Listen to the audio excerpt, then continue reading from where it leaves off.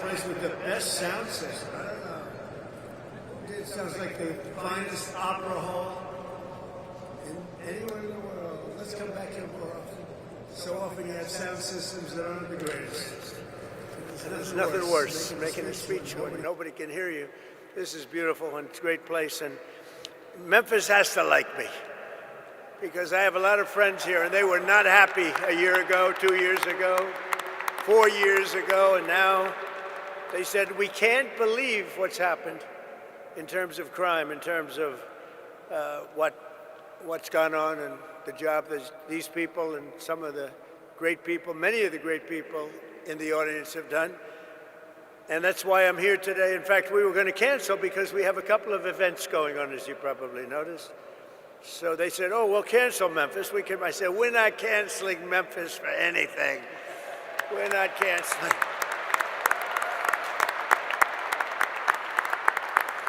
We're not going to cancel Memphis, but we do have some big things happening, and very positive, I have to say. So before getting to our important discussion this morning, let me provide a brief update on Operation Epic Fury, which is a very good name, as it turns out. That was the name. They showed me 20 names. Sir, what name would you like? I didn't like any of them. And then I get toward the end, I said, you got to be kidding.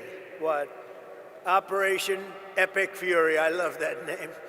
And it's very appropriate for what's taken place, if you know, in Iran, because we knocked out their Navy, we knocked out their Air Force, we knocked out their anti-aircraft, we knocked out everything. And we did it with fury, actually.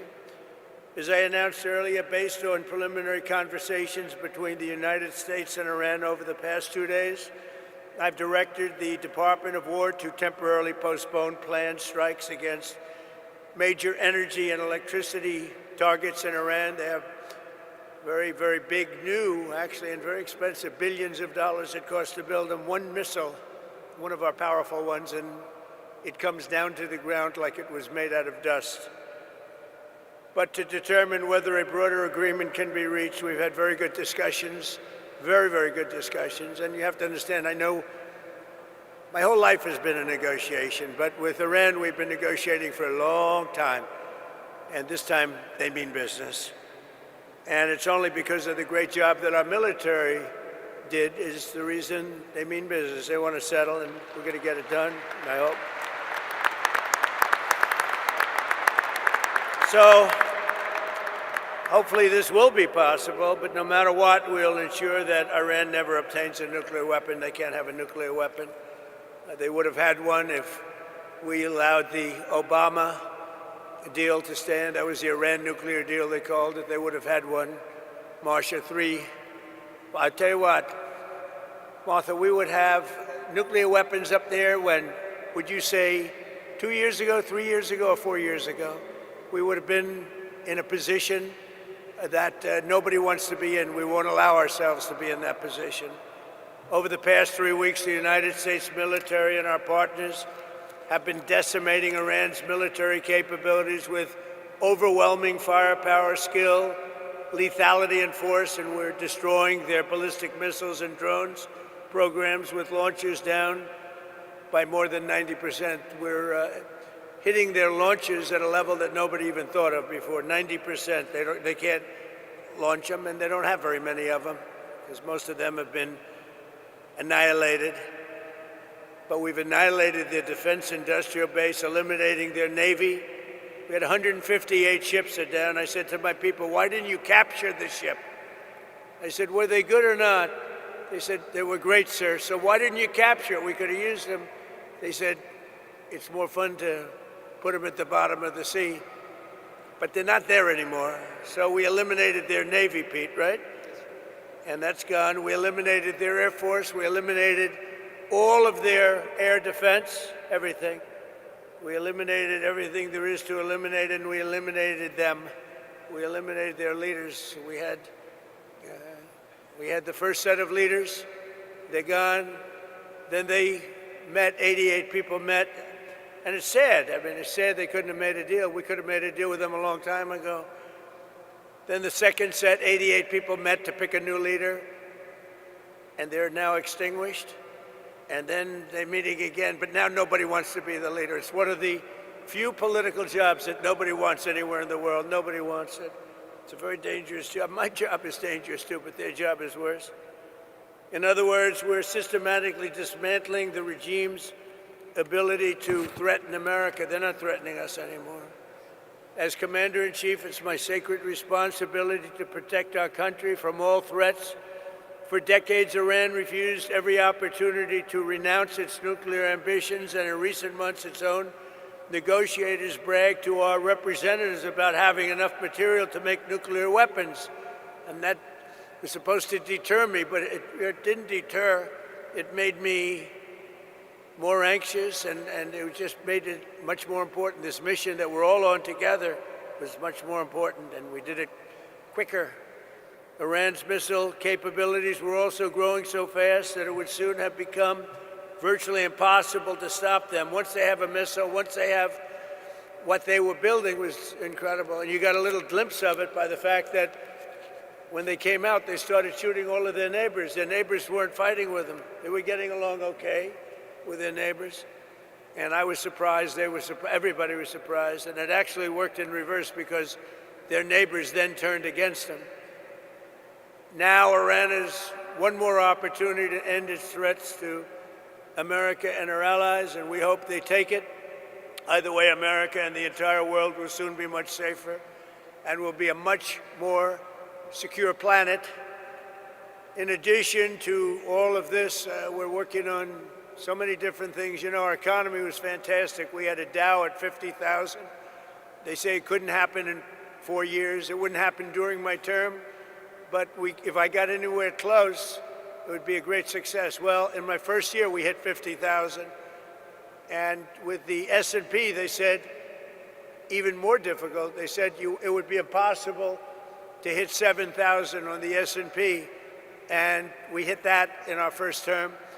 And then, unfortunately, I called Pete, I called General Kane, I called a lot of our great people. We have great people. And I said, let's talk.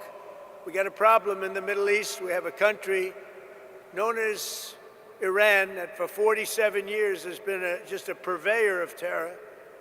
And they're very close to having a nuclear weapon. We can keep going and get that 50,000 up to 55 and 60. There's no end. Or we can take a stop and make a little journey into the Middle East and eliminate a big problem. And Pete, I think you were the first one to speak up. And you said, let's do it, because you can't let them have a nuclear weapon. So we are now having really good discussions. They started last night, a little bit, the night before that. And I think they're very good. They want peace. They've agreed they will not have a nuclear weapon, et cetera, et cetera. But we'll see. You have to get it done. But I would say there's a very good chance.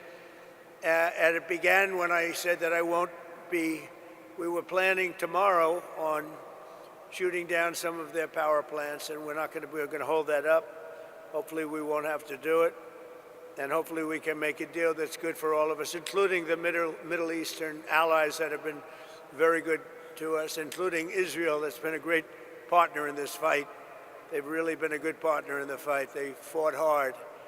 But we'll see what happens. I think there's a very good chance we're going to end up in a deal.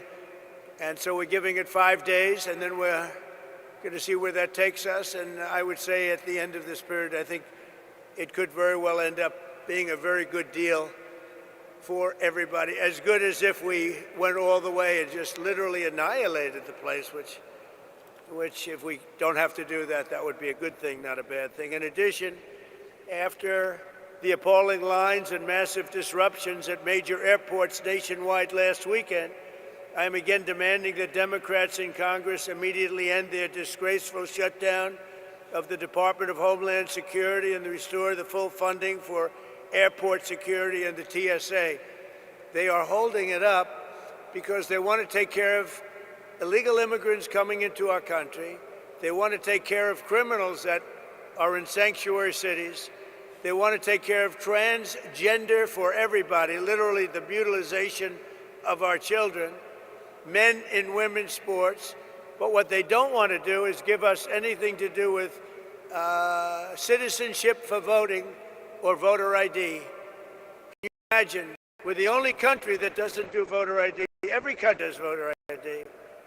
You know, brought to my attention today that we're the only country that does mail-in voting. Mail-in voting means mail-in cheating. I call it mail-in cheating.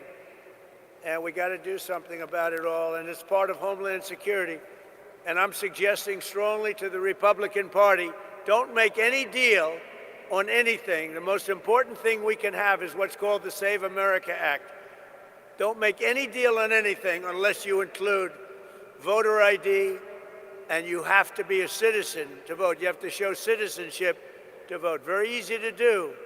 It's very insulting when they say people can't do it because they don't know how to do it.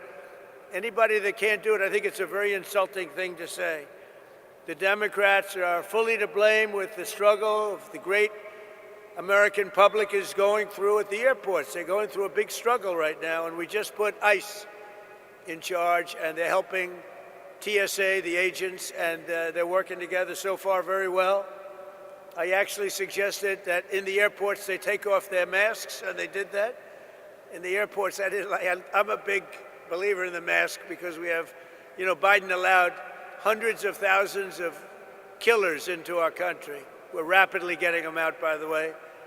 But they would go after these people if they knew exactly who they were. But in the airports, it's different. I didn't love the look in the airport as you get off the plane.